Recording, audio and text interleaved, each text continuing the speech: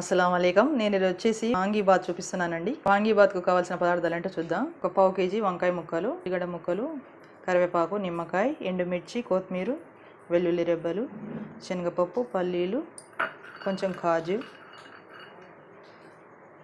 జీలకర్ర, ఆవాలు, ఒక 2 టేబుల్ స్పూన్ల నెయ్యి. కడాయి పెట్టుకొని స్టవ్ మీద ఒక గిన్నె పెట్టుకొని గిన్నె వేడెక్కాక ఒక 2 టేబుల్ స్పూన్ నెయ్యి వేసుకోవాలి. ఫస్ట్ ఈ కాజు పల్లీని ఈ నెయ్యిలో వేయించుకోవాలి. ఇది కొంచెం ఫ్రై అయినాక బౌల్లో తీసుకుందాం.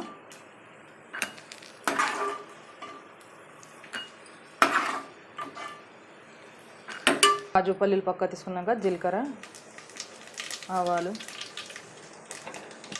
వెల్లుల్లి రెబ్బ, ఎండుమిర్చి,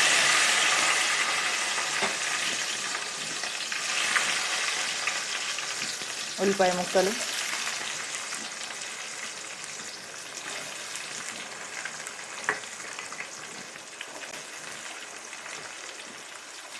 ఇవన్నీ వేసుకొని ఒకసారి కలుపుకొని కొంచెం లైట్గా దూరగా వేయించుకోవాలి.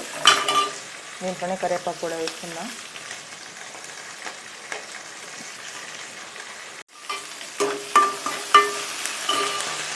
కొంచెం శనగపప్పు,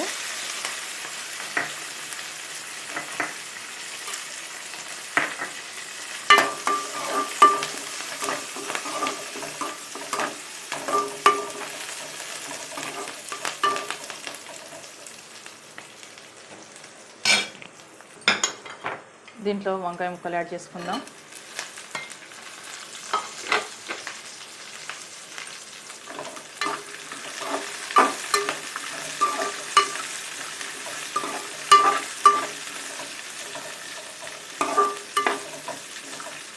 వన్ టీ స్పూన్ ఉప్పు వేసి వీటిని కొంచెం ఫ్రై కానిద్దాం. మూత పెట్టేసి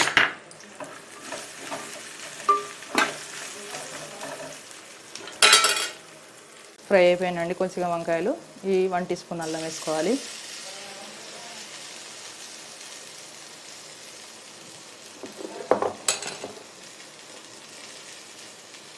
వన్ టీ స్పూన్ పసుపు,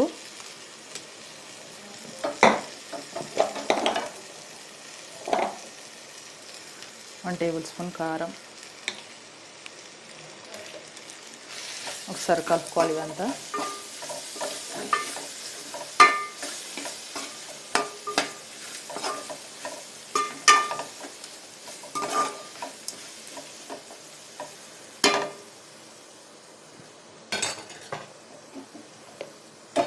ఒక 5 మినిట్స్ ఫ్రై కానిద్దాం.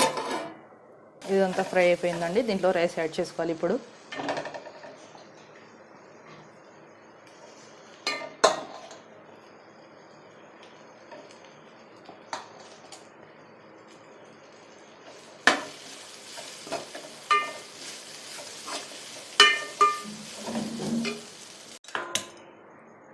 రైస్ యాడ్ చేసుకున్నాక ఈ నిమ్మరసం ఇలా పిండుకోవాలి.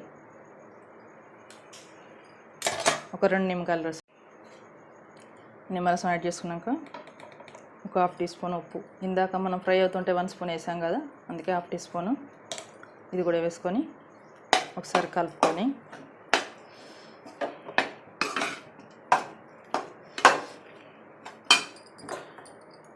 మనం ముందుగా వేయించి పెట్టుకున్న పల్లీలు, కాజులు దీంట్లో యాడ్ చేసుకోవాలి.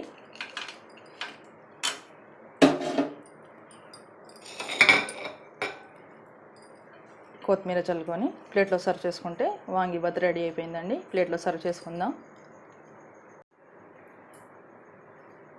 ఎంతో టేస్టీగా ఉండే వాంగీబాత్ రెడీ అయిపోయిందండి. మీరు కూడా ట్రై చేసి చూడండి. లైక్ చేయండి, షేర్ చేయండి, సబ్స్క్రైబ్ చేయండి. Thank you for watching.